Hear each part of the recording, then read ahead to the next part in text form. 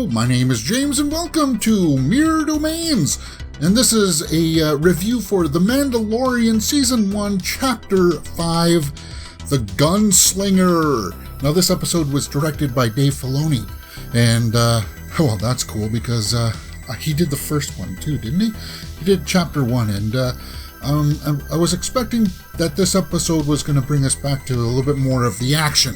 And it does. It does a little bit. So, we're going to talk about this, and I'm not going to ramble on. These reviews should be rather short. I don't want to ramble on because, if you really want to see my reaction, and I talk about it a lot more in my live reactions, that I'll leave links to in the cards above and in playlists for The Mandalorian Season 1. Because I do a little watch along with you guys where I actually get to see it for the first time and I share my initial responses with you guys. So when I'm doing my review, I'm just going to be looking at the highlights and the lowlights and just to let you know what I felt about the episode overall. I felt like this one was truly much more of a side story. Like everybody complained about Chapter 4 being kind of like, well, this is one that just kind of doesn't move the main plot along too much, but it's a nice little side story. This one definitely is a side story, but it's interesting because we go back to Tatooine, and I liked seeing that.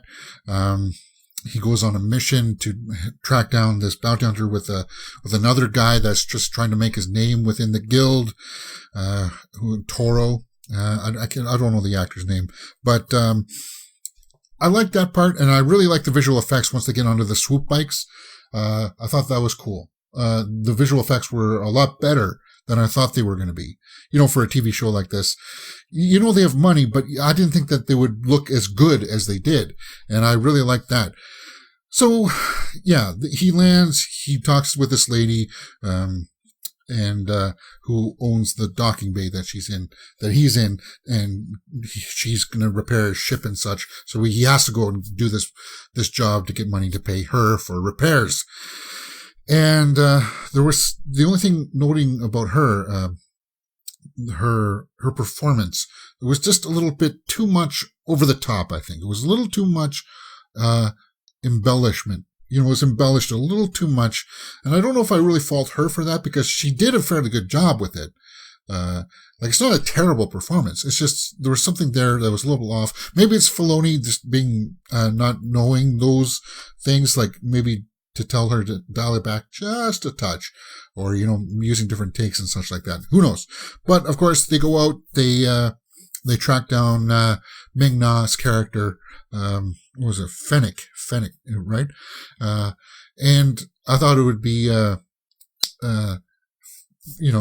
fairly revealing of her character of, how dangerous she was. And she is dangerous. I did like the showdown that they have where, there's a standoff to begin with, and they kind of have to rush her with the speeder bikes and in the dark. And then there's like a hand-to-hand combat scene that I actually was quite surprised and happy with because we haven't seen too much of that. We've seen gunfights, but we haven't seen a lot of the hand-to-hand stuff. And in this one, it was cool to see her do that and fight with this guy, Toro. Yeah, I thought that was cool. And then, of course, she gets captured, and Mando has to go get a dewback that they came across so that they can carry her back because one of the bikes got damaged. And then she talks with that guy, that younger guy. And I thought maybe she was going to seduce him, but she does, but in using her wit. And I felt like that was cool. There was a really cool dialogue scene there at the end. And then by surprise, I thought they were going to team up and try to take down Mando and get the baby. The young guy shoots her. I'm like, wow, she didn't have a very big part in this. And then, he tries to hold Mando ransom back at the ship. And, that guy's going to get wasted. He's going to lose somehow. He's overmatched. Right? And it goes down pretty much the way that you think it would. Mando shoots him. He pays off the girl and they go on their way to the next episode, which really didn't give us too much to go on other than the fact that they're going to be still being chased. And it kind of ended with a scene where Ming Na was lying on the ground and there was somebody walking towards him. And I always figured that, it was going to be Carl Weathers' character that got, who was shot and then, tracking him. I thought, Karga, I thought it was going to be him because he's got the most reason to chase after him because he shot him and he should get the bounty. But we didn't get to see the face, so I didn't know what that was about. Why didn't you show us the face? If it was Karga, which it probably is, or maybe it's another bounty hunter after him. I hear speculation that, hey, maybe it's Boba Fett. No. It's probably, out of everybody, if it's not Carl Weathers, Karga, then it's probably the character we haven't seen yet, played by that guy from Better Call Saul. It's going to be that guy, the main, which I thought was going to be the main bad guy. So we'll see when chapter 6 comes out. For me, it was okay. It wasn't spectacular. It was mediocre, and I could really start to see now people saying that, this one was too on the side.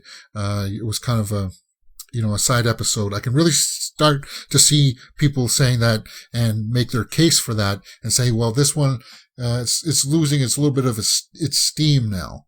And, to that, I just got to say, it's pretty cool, guys. We got to see swoop bikes. We got to see, dewbacks. It was cool. I liked seeing that stuff. And it was nice and short. This didn't need to be an hour long. People will say, well, if you could have it be an hour, you could tell us more story. It's like, no, they're telling us short, concise stories. And I like that. Now, is it the best thing that I've seen this year so far? Who knows? Let's just finish the series and we'll talk about that. But for me, chapter 5, I would give it an 8 out of 10. It was a nice little side story, and I will give you that. It was a nice little side story, and I did like seeing Mando and the child again, making more noises. That was cool. All right, so that's it.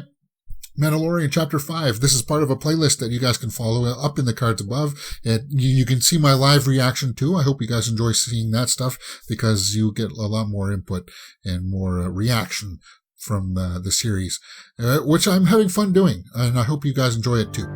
All right, that's it. YouTube is recommending a video for you to watch right there, and you can see my latest one just right up here. My name is James, and you're watching Mirror Domains. If you've liked what you've seen, please hit that thumbs up button and subscribe. Right there.